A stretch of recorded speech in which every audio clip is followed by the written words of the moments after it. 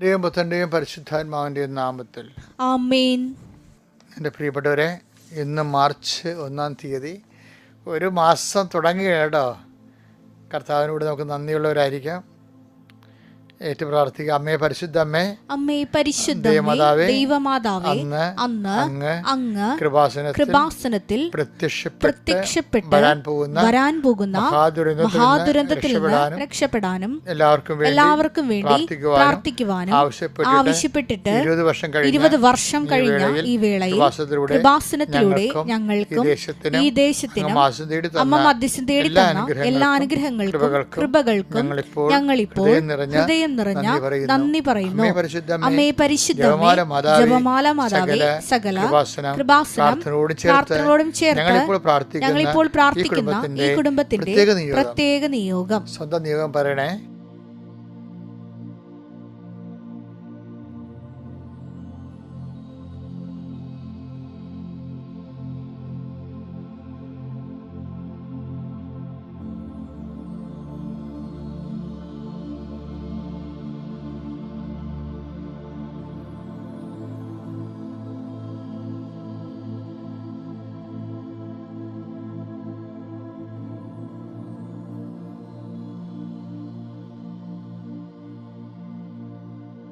അമ്മയുടെ പ്രത്യക്ഷീകരണത്തിന്റെ ഈ അനുഗ്രഹവേളയിൽ ഞങ്ങൾക്ക് സാധിച്ചു തരുവാൻ കനിയണമേ. വിശ്വാസ പ്രമാണം. സർവശക്തനായ പിതാവും ആകാശത്തിന്റെയും ഭൂമിയുടെയും സൃഷ്ടാവുമായ ദൈവത്തിൽ ഞാൻ വിശ്വസിക്കുന്നു. അവിടുത്തെ ഏകപുത്രനും ഞങ്ങളുടെ കർത്താവുമായ ഈശോ മിശിഹായിലും ഞാൻ വിശ്വസിക്കുന്നു.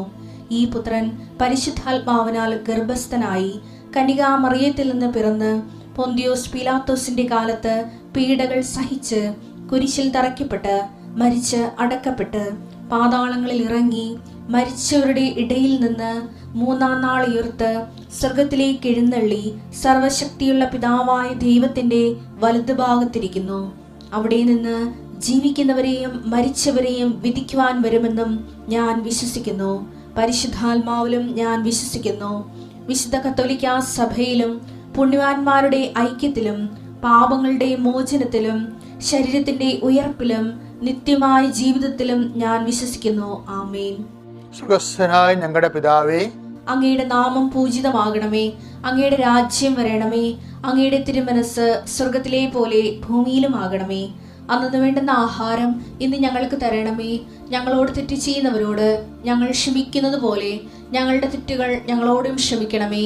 ഞങ്ങളെ പ്രലോഭനത്തിൽ ഉൾപ്പെടുത്തരുതേ, തിന്മയിൽ ഞങ്ങൾ രക്ഷിക്കണമേ. ആമേൻ. നന്മ നിറഞ്ഞ മറിയമേ, സ്വസ്തി. കർത്താവ് അങ്ങയുടെ കൂടെ സ്ത്രീകളിൽ അങ്ങ് അനുഗ്രഹിക്കപ്പെട്ടവളാകുന്നു.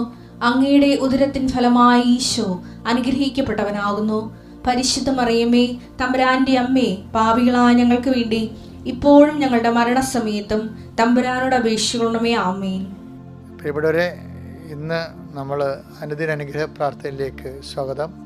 കർത്താവ് നിങ്ങളെ അനുഗ്രഹിക്കട്ടെ. എൻ്റെ കർത്താവ് നിൻ്റെ ഉന്നതമായ നാമത്തെ സ്തോത്രം ചെയ്യുന്നു. ഓൺലൈനിൽ പ്രാർത്ഥിക്കുന്ന എല്ലാ മക്കളെയും, പ്രത്യേകിച്ച് പരീക്ഷക്കാരെ, അങ്ങേക്ക് സമർപ്പിച്ച് പ്രാർത്ഥിക്കുന്നു. കർത്താവ് നിൻ്റെ ഉന്നതമായ നാമത്തെ സ്തോത്രം ചെയ്യുന്നു. കർത്താവ്, പരീക്ഷ ചില വിഷയങ്ങൾ പാടുള്ളവരെ, രോഗിയായത് കാരണവും മരുന്ന് എടുക്കുന്നത് കാരണവും ചില ക്ലാസ്സുകളിൽ പോകാൻ പറ്റാതെ കണക്ഷൻ വിട്ടുപോയ മക്കളുണ്ട്. അവർക്ക് ചില വിഷയങ്ങൾ വരുമ്പോൾ പരീക്ഷ പേടിയാണ് അവർക്ക്. കർത്താവ്, അങ്ങനെയുള്ളവർക്ക് കർത്താവ് അവരുടെ മെരിറ്റിലല്ലാതെ നിൻ്റെ യോഗ്യത കൊണ്ടല്ല, ദൈവത്തിൻ്റെ കൃപ കൊണ്ടെന്നുള്ള ദൈവത്തിൻ്റെ പൊതുവായിട്ടുള്ളൊരു നയപരിപാടിയുടെ ഭാഗമായി, രക്ഷാകര നയപരിപാടിയുടെ ഭാഗമായി അതിൻ്റെ ഒരു ഔദാര്യം കർത്താവേ, ആനുകൂല്യം കർത്താവേ, തീരെ അവശതയുള്ളവർക്ക് നൽകണമെന്ന് പ്രാർത്ഥിക്കുന്നു. അങ്ങയിലാണ് അവരുടെ ആത്മവിശ്വാസം, അങ്ങയിലാണ് അവരുടെ സമാധാനം.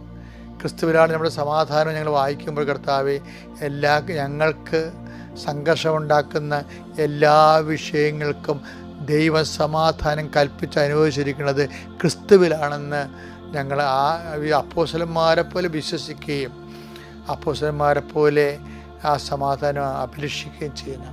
കർത്താവേ, നിൻ്റെ നാമത്തിൽ ഏത് ഭവനത്തിൽ പ്രവേശിക്കുമ്പോഴും ആ ഭവനത്തിന് സമാധാനം എന്നറിയിച്ചത് കർത്താവേ. നിന്റെ സമാധാന ദൂതൻ അവിടെ ഉണ്ടെങ്കിൽ ആ സമാധാനം അവിടെ കുടികൊള്ളുന്ന അറിയിച്ചത് കർത്താവേ. നിന്നെ സ്വീകരിക്കാനും നിൻ്റെ വചനനുസരിച്ച് ജീവിക്കുവാനും കർത്താവ് ഉടമ്പടി പ്രകാരം മുന്നേറുവാനും അങ്ങനെ സമാധാനത്തിന് അർഹമാകുവാനും അനുഗ്രഹിക്കണേ പ്രാർത്ഥിക്കുന്നു. ഞാൻ നിൻ്റെ നാമത്തിൽ എല്ലാവർക്കും ആ സമാധാനം ആശംസിക്കുന്നു. രോഗികൾക്ക് സമാധാനം ആശംസിക്കുന്നു. സൗഖ്യമായി സമാധാനം അനുഭവിക്കാനും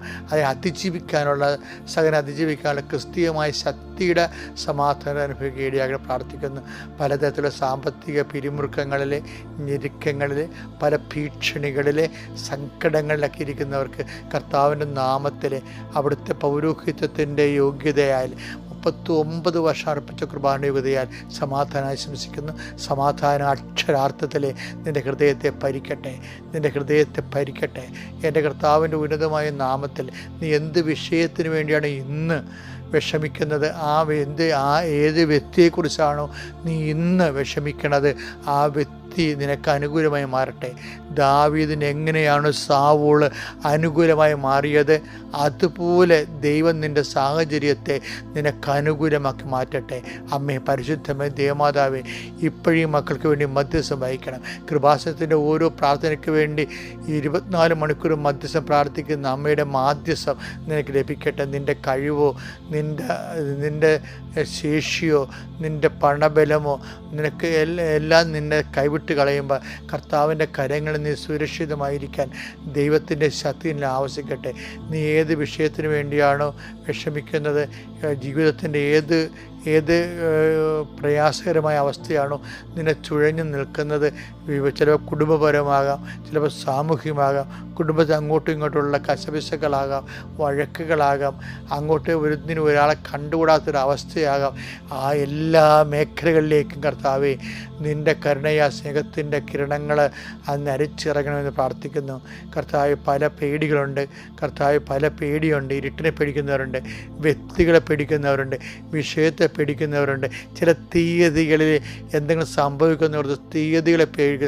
ഒന്നിനെയും പേടിക്കേണ്ടെന്ന് കർത്താവ് നീ പറഞ്ഞിട്ടുണ്ട്. ആരെ പേടിക്കണമെന്ന് ഞാൻ പറയാം.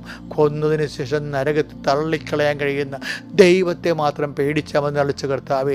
നിന്നെ മാത്രം പേടിച്ച് ബാക്കി എല്ലാത്തിനും നേരിടാനുള്ള സുവിശേഷത്തിൻ്റെ ആപ്പോസ്തികമായ കരുത്ത് അങ്ങനെ മക്കൾ ലഭിക്കട്ടെ. നിത്യം പിതാവും പുത്രനും പരിശുദ്ധാത്മാവായ സർവേശ്വരായ നീക്കുവാമേ.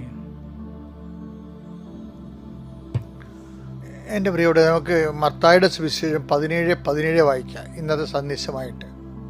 യേശു പ്രതിവചിച്ചു,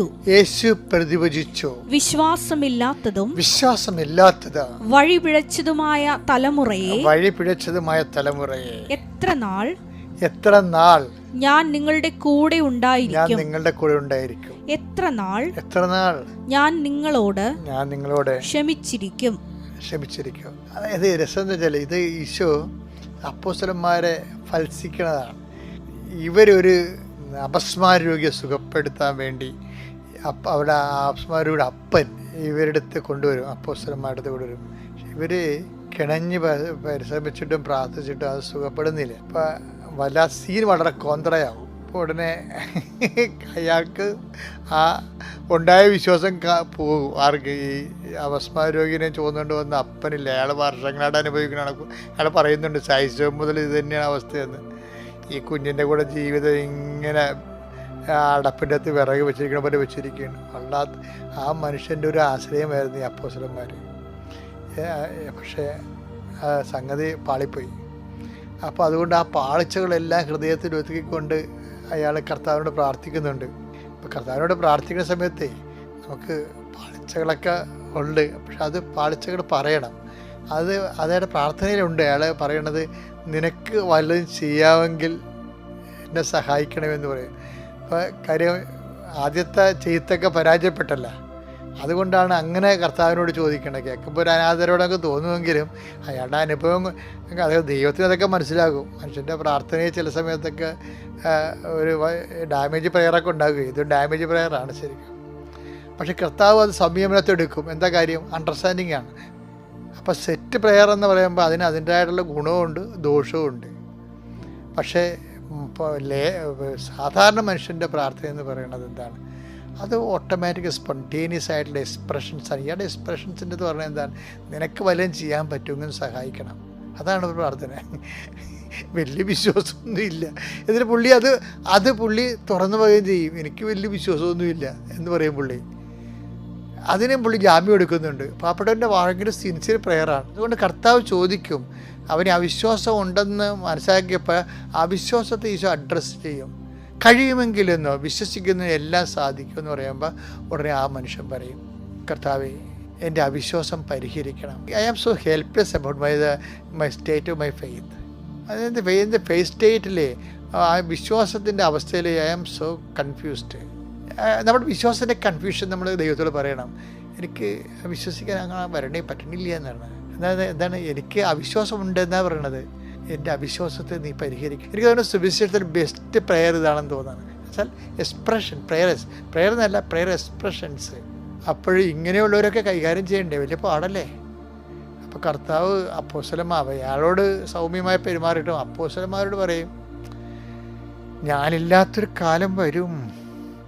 അതാണ്, ഞാനില്ലാത്തൊരു കാലം വരുമ്പോൾ നിങ്ങൾക്ക് എന്ത് ചെയ്യുമെന്ന് ചോദിക്കുന്നുണ്ട്. അതാണ് അത് നിസ്സാര സഭയോട് ചോദിക്കേണ്ട ഒരു ചോദ്യമാണത്.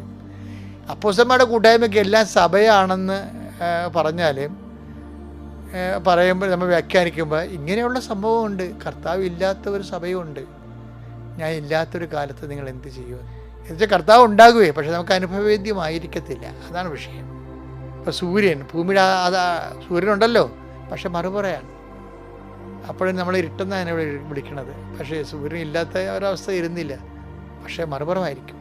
ഞാൻ ഇല്ലാത്തൊരു കാലം.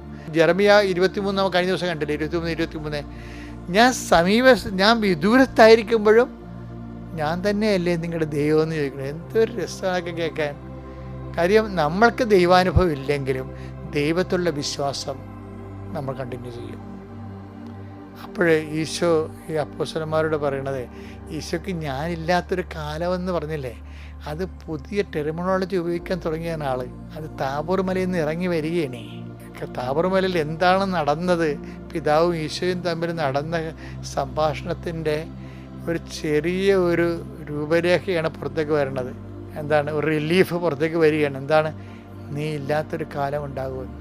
അപ്പോൾ ഞാനില്ലാത്തൊരു കാലത്തെക്കുറിച്ച് തന്നെയാണ് താബോറിൽ ഈശോ തേങ്ങിയത് ശരിക്കും. കാര്യം അതുക്ക് മുമ്പ് ഈശോ പീഡാനുഭവത്തെക്കുറിച്ച് 1-ാം പീഡാനുഭവം പറയുന്നുണ്ട്. മനുഷ്യപുത്രൻ ശത്രുക്കളിൽ ഏൽപ്പിക്കപ്പെടും, അവർ അവനെ പീഡിപ്പിക്കും, വധിക്കും, 3-ാം ദിവസം ഉയർത്തെഴുന്നേൽക്കും. ഈ 3-ാം ദിവസം ഉയർത്തെഴുന്നേൽക്കുമെന്ന് പറയുമ്പോഴും പീഡാനുഭവത്തിന് ഈശോയെ ശരിക്കും ഹോണ്ട് ചെയ്യുന്നുണ്ട്, അല്ലാതെ ആലോചനപ്പെടുത്തുന്നുണ്ട്. അപ്പോൾ പിതാവ് ഈശോയെ പറഞ്ഞത് മേ ബി നമുക്ക് ഫേസ് ചെയ്യേണ്ടി വരുമല്ലോ.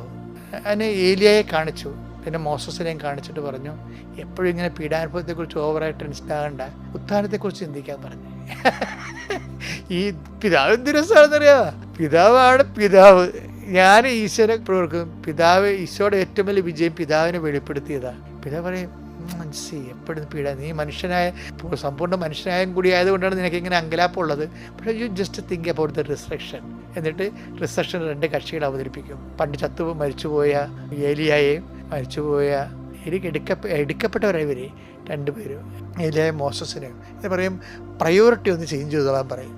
നീ ഇപ്പോൾ ആങ്കിഷായിരിക്കേണ്ട കാര്യം നിൻ്റെ പ്രയോറിറ്റി, നീ ഓവർ ഇമ്പോർട്ടൻസ് പീഡാനുഭവത്തിന് കൊടുക്കുന്നത് കൊണ്ടാണ്. അതുകൊണ്ട് ജസ്റ്റ് ചേഞ്ച് യുവർ പ്രയോറിറ്റി. നീ ഉത്ഥാനത്തെക്കുറിച്ച് ചിന്തിക്കാൻ പറയും. അതുകൊണ്ടാണ് 2-ാമത്തെ പീഡാനുഭവ പ്രചോദനം വരേണ്ടി വരുന്നത്. ശിഷ്യന്മാർക്ക് വേണ്ടിയാണ് ഇതെല്ലാം ചെയ്യണമെന്നുണ്ടെങ്കിലും ശിഷ്യന്മാരും ഇതിലൂടെ ക്രിസ്തുവിൻ്റെ സത്തയെ കണ്ടെത്തണം. എന്താണ്, 3-ാം ദിവസം ഉയർത്തെഴുന്നേൽക്കും. ഇന്നത്തെ നമുക്ക് ലഭിക്കാതിരിക്കുന്ന മഹത്വത്തെ അതിനെക്കുറിച്ച് പിന്നീട് പൗലോസും ഈ അപ്പോസ്തല പാരമ്പര്യത്തിൽ നിന്നുകൊണ്ടാണ് സംസാരിക്കുന്നത്. നമുക്ക് ലഭിക്കാതിരിക്കുന്ന മഹത്വത്തെക്കുറിച്ച് ഓർക്കുമ്പോൾ ചിന്തിക്കുമ്പോൾ തുലനം ചെയ്യും. ഈ ഭൂമിയിൽ നമുക്ക് തുലനം ചെയ്യാൻ ഒന്നേ ഉള്ളൂ. പരസ്പരം തുലനം ചെയ്യുന്നൊരു വിഡ്ഢികളാണെന്ന് പറഞ്ഞ് സുവിശേഷം പറയും. തുലനം ചെയ്യണം.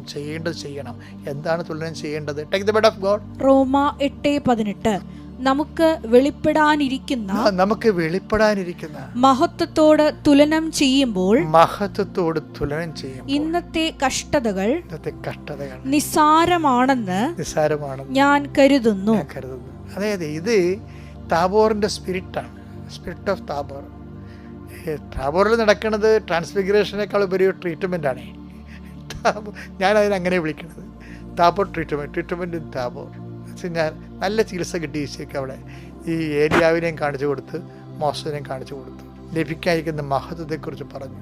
എന്നിട്ട് ഇന്നത്തെ കട്ടകൾ, നീ പീഡാനുഭവത്തെക്കുറിച്ചാണ് ഇപ്പോൾ സംസാരിക്കേണ്ടത്, പീഡാനുഭവത്തെക്കുറിച്ച് മറ്റത്തെക്കുറിച്ച്. അപ്പോൾ give more importance to the eternal life.